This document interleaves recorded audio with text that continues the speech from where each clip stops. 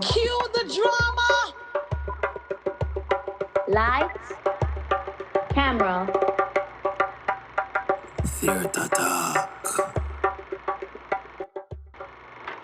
Welcome back. We have an exciting guest who has been lighting up not just on stage, but in the music industry, in the film industry, in the teaching industry, in the continue.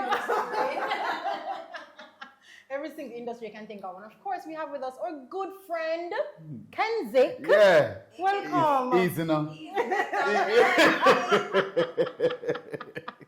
Hey. You know what I find really cool? Yeah. The fact that we're friends Yeah. to begin with. Yeah. From long time. What I was saying to her earlier is that I find it very cool that we know each other from different spaces Yeah. or back in time, Yeah. but then we come back together Yeah. without that initial connection. I don't know if that makes sense. Yeah, it does. Make a whole heap of sense. So you know Fabenelle from somewhere else. Yes. I know you from somewhere else when Yes. we were like kids Yeah, coming up. pitting up. Yeah, pitting the business. Yeah, Yeah. and then now we're here. It's almost like it's fate. Yeah, don't it? I love Yeah. it. But anywho, of course, you guys know I'm Latoya, one of your hosts of Theater Talk, and of course, with me is the lovely Fabenelle, I want to know.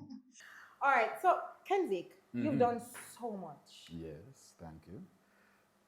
so much, and congrats and big up you. Because as I said before, I know Kenzik from probably used to all feed him. I like. I'm joking. But the truth is, congrats, and you've been making really huge waves. We're gonna talk about some of them further on. Sure. But big up. Thank really, you. really proud of you. Oh my, thank you. I was talking to my mother the other day, yeah man, and of course she always asks me, how is Sheldon? How is Kevin? How is Kadeem? How is those kids from Franklin Town? So you started off from Franklin Town. Definitely, yeah. And you were already in that theater space in Franklin Town from growing up. Tell us about that. Growing up in Franklin Town was one of the most important moments of my development as a person. Yeah. Because I grew up in the inner cities. So I grew up in a place where them called Dunkirk. Zine. I have a place down in Dunkirk where them called Del Makela. Zine. And we used to traverse from there, Del Makela, all the way up to Franklin Town Church of God Basic School, because that was the basic school I used to go to. Yes. And while going to the basic school, I started going to the church. Yes. So, to cut a long story, I have to make a long story very long. I remember when I was at home one day and Sheldon riding bicycle come around my mother's yard, because my mom moved to Gilcher Street in Wellington Town. Right. And it's just a stone's throw away. Not far. So him ride on the bicycle come around there and him say, him want to come down a church because talent hunter go on and them need a solo singer and him know say me can sing because him have that ear there, him know me so him say yo Kadeem can sing and him say Kadeem go on for him and him ride come around there and go for me.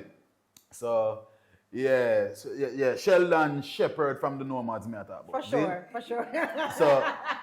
So big up Sheldon. Sheldon is actually Sheldon is my cousin. Sheldon is my cousin. Like two sister Pitney kids. So we grew up together. Yeah. Here's the thing though, a lot of people don't know that Kenzik also dances. Yeah. Definitely. Yeah, man. Yes. Yeah, well, not so much anymore. What I used to be a wicked piece of dance. I was all right now. I remember one time Brown Sugar won the Digital Rising Star Zine, and I was at Excelsior Come See at the time, and Orville them did get some contracts to get some dancers. That is Orville Hall. Yes. Some contracts to get some dancers to come dance with, and them called me and say, "Oh, Kadeem, boom, why you go dance and thing. I say, yeah man, and them I go pay you and thing. I say, what money I run to? So I go do the audition feat and I get you, and I was that was my first commercial, but me that dancing at the commercial. So if anybody have the commercial, I'm in that commercial. You're in it. Dancing with brown sugar and I go on with a bag of things. Yeah, See? man. I don't want to see that. I don't want to see a dance, Kenji. I've never seen you dance. Wicked. Who know still? Who know? Back in that time, I used to do a lot of dancing in music videos too. So I remember one time I did do Cartel. I love a song with an international artist. That was the first time I got meet Vibes Cartel. With an international artist named Lockdown, baby, tonight. Lockdown, come make we lockdown. I know that song. If it did bust a Jamaica, if it got bust in the country where the woman come from.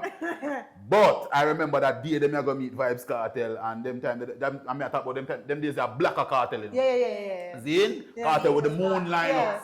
That cartel there. See? So just to show you that my talent took me into rooms and into spaces that I never thought that I would be really nice. Because of how talented I was. I was called to do some dancing in a music video for Mr. Easy and Christopher Martin. Them did have a song together. See? And then I shoot the video down at Ocherius. And I go down there for go dance on the music video. So when I down there dance on the music video, I go on with myself and thing. I get a call from it was a colleague at the time. I did a play with her called Caught in the Net. Caught in the Net with Sharonda Ferrell, Paul Skeen, Michelle London, who else is in there? Claudette Pius. Okay. Were in this play. Big, nice play. Funny. Win how much Actor Boy Award for Comedy of the Year. One big production. So she did love my talent from them time there. And she called me while I was down there in Ochi doing the dancing in that video. And she said to me, Kadim, there's an audition going on in town for a film. I wanted to come up and she want to meet me and talk to me about it. And I'm like, all right, then cool. And lo and behold, it was for the film Get Alive. Oh. Which so I got that call to be in that film while I was dancing. In a music video. Big up Garden. Big up Garden. Was that your first entry into the film industry? Get Alive? Well, definitely one that most people would know me for, but it wasn't the first film that I did. I did 2 short films before that, but it was like college film products, production, sorry. Right. Get Alive. And that was before Get Alive. Yeah, those 2 were But that whirlwind of success that came with the Get Alive though. How was that? How did that feel? Boy!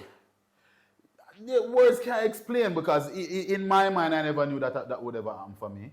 Because you know in film in Jamaica only happen like every 10 years. Yeah. And there's one specific person that you know is gonna always be in these productions and is Paul Campbell.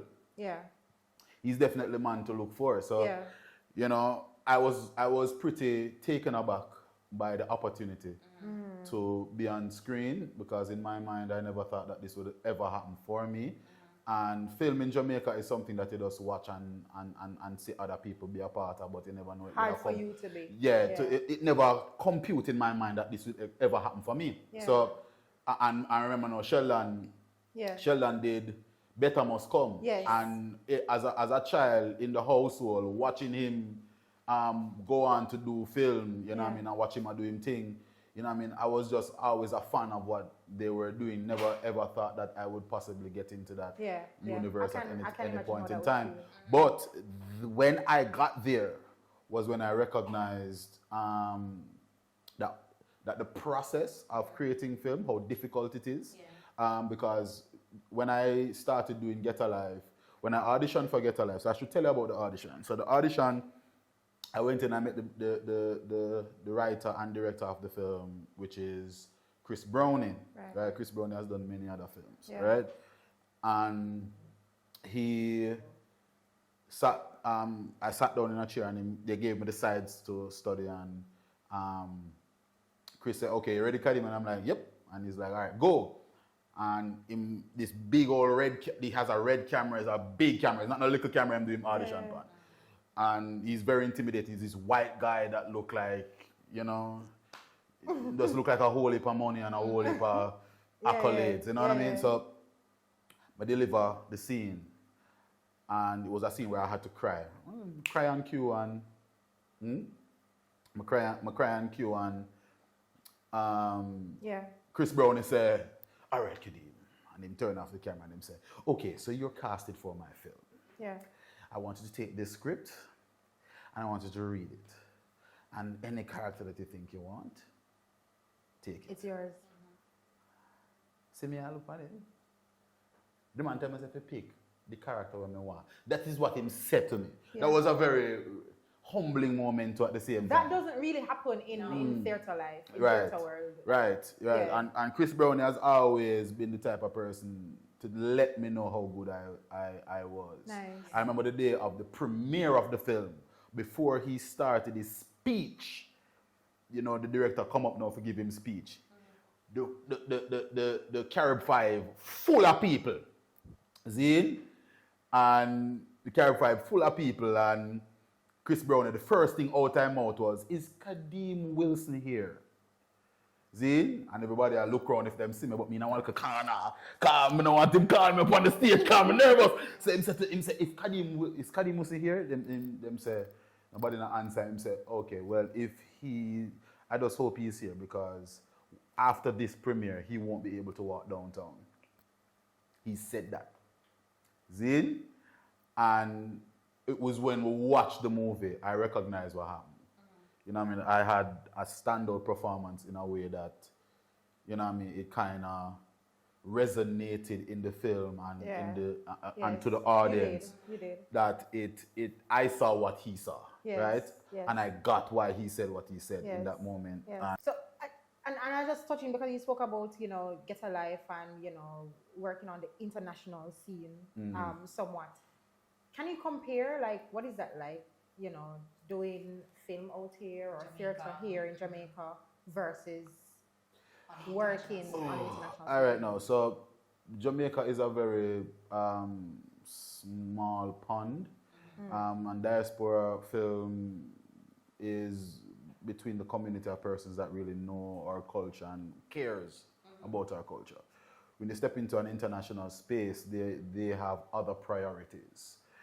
So they prioritize their talent, their people, and those persons are extremely talented as well. You know what I mean? So you step into those spaces, you kind of feel smaller.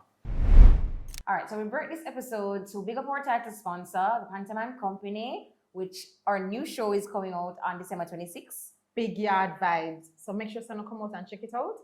Boxing Day, as Fabenelle said, December 26th. And it's about this big tenement yard thing where enough excitement happen, domino playing, and all kind of something. So get the tickets at the box office at the Little Theatre, and we're running from December until next year, May.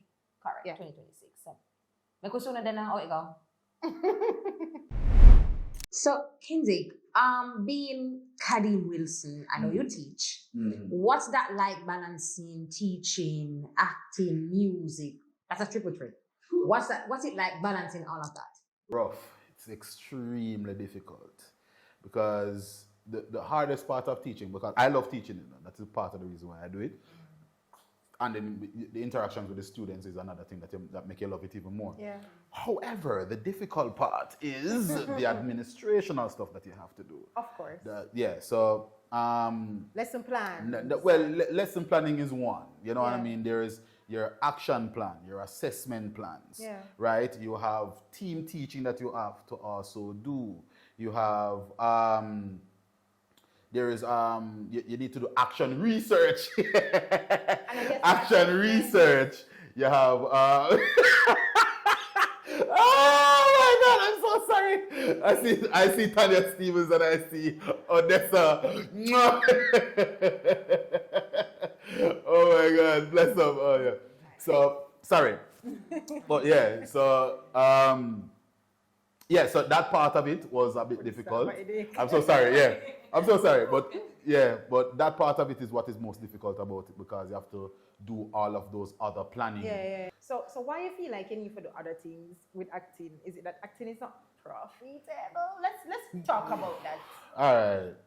Because we know theatre doesn't really pay here in Jamaica. So is it that we feel like we need to do other things? All right. For the viewer that is watching, when I started acting in theater, I was making roughly anywhere between $6,000, $7,000 or $8,000 per show. Zin? I would find myself on any given weekend with anywhere between $40,000 to $50,000 in my pocket. I did my first film between the age of 17 and 18. Zin? Which paid me handsomely. Zin? And each film that I did paid me well. However, life is continuous, right? And I cannot live my life moment by moment because these things, because there are so few, I have done so much, it seems like, you know what I mean, that I am living this moment every single day because people just remember you based on the last thing that they saw. Correct. Yeah. So it's like, I recognized, especially within COVID, how fragile my industry was because I realized that my industry completely dry up. Yeah. Stop.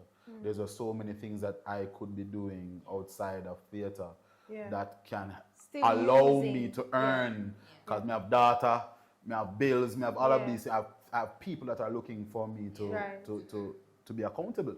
Okay. So I just decided that I'm going to try new stuff and try other stuff, and that was when teaching came about. And I get that. All right, cool. So we have this activity. Yeah, man. So we have a few lines from some shows, producers, some shows that he has done. Yes. Some shows that you have done. And we're gonna see if you remember them coming. It's a long time. Yeah. You do it, right? Yeah. So I'm gonna take number 2 because I'm gonna understand number 1. So you take number 1. Why you won't give me number? All right, fine.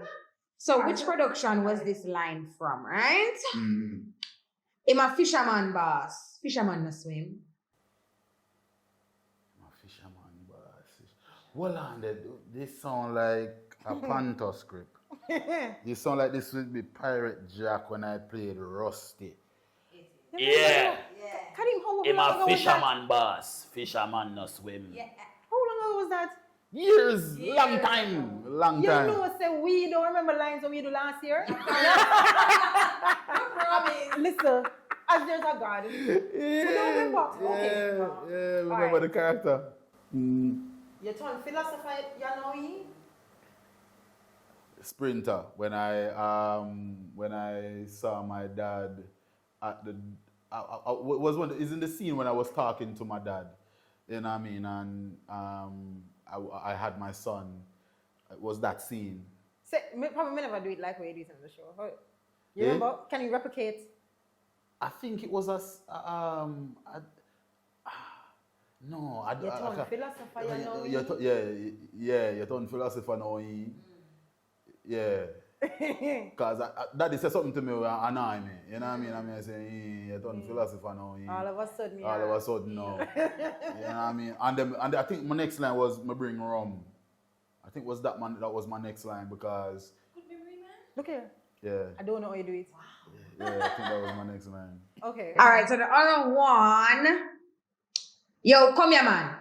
You're for dead now. And give me way off. Yeah, man. Never forget that scene there. Get a Life. One of my most iconic roles. Yeah, man, that scene basically introduced me to Jamaica. Can't forget that. Yeah, man. Okay. Get a Life. What's one piece of advice you would give or currently give to your students as it regards to surviving and thriving in the entertainment industry? It's a long one, but I would say know why you're doing this thing. Yes. You know what I mean? At the end of the day, when you finish playing these characters, you're first a person. Make sure you're able to live with the decisions that you have made. I think a lot of persons step into this industry for the wrong reasons because them say attention and limelight and the hype around it. That is what they're gunning for. So them find themselves giving themselves over to things that is not naturally them. Yeah. So you're playing this popularity game, and by the time you look, when you get to the end of it, you cannot recognize yourself. Yeah. So you have to know who you are first. Know why you're doing these things.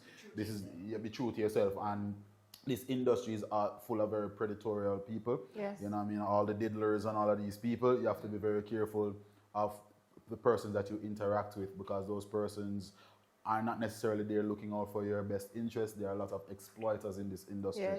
You know what I mean? So have good counsel around you. Finish school. Have options. You know what I mean? Because you can't spend your entire life chasing a pipe dream. It might never happen. Yeah. I remember I saw Sizzler Kalonji going to the University of the West Indies after him bust and he's Sizzler. Yeah. He still saw it prudent to get an education. Why? Yes. You know what I mean? Yeah. If it wasn't important and he never needed it. Yeah. Options are important. So I would just encourage them to just wait. Not now run gun away, but if opportunities come, seize them. But know at the end of the day that you need to know why you're doing this thing. Yeah. Yeah. The new song, the big song. Big tune. It's a big thing. Yeah. Not a small thing. Yeah, man. Yeah, man. How did that, come to fruition? You working with Agent Sasko? Yeah, man.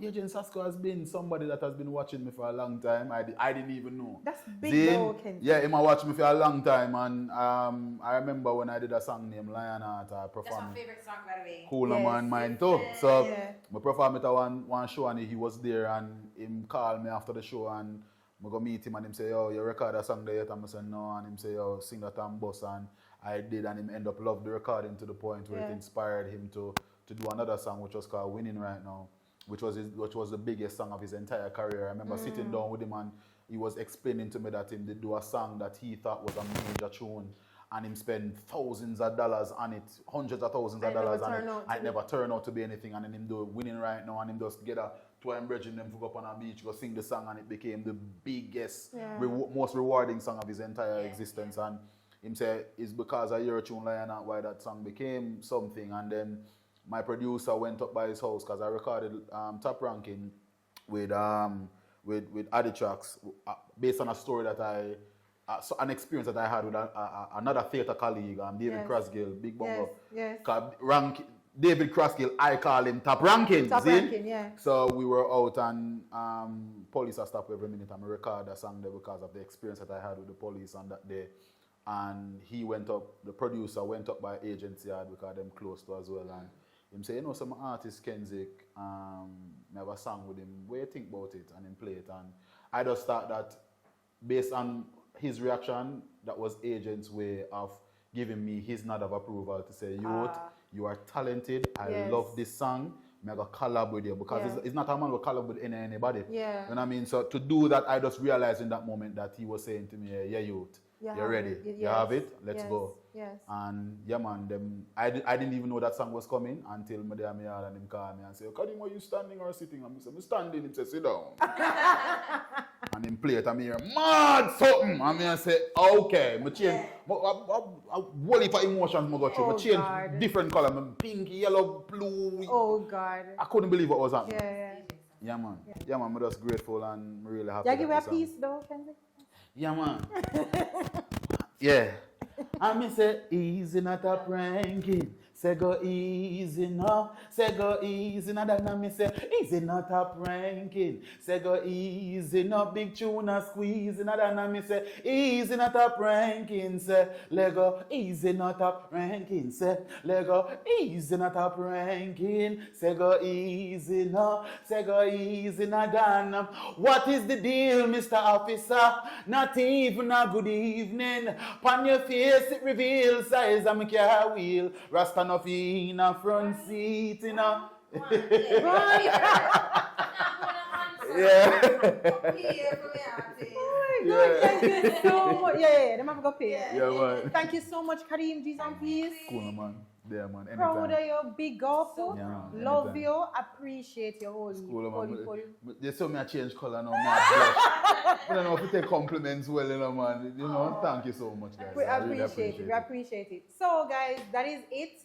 We never want to finish because we know Karim have a whole lot more to say. But we appreciate you guys sticking and staying with us. Of course, remember to check out Big Yard Vibes. Pantomime will open December 26th. Yes. Right? Come. It promises to be an excellent show, right? Kenzie can come right there, come watch me. Yeah, man. Yeah, man. Yep, then I could have never. Did we say that Karim was a part of the pantomime? Yeah, man. Yeah, man. Yes. Big up to the National Pantomime. Big up. That's where a lot of persons start. Yes. All right. So, walk good, everybody. Thank you so much. next time. Cue the drama!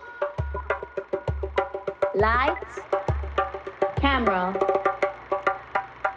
Fear Tata.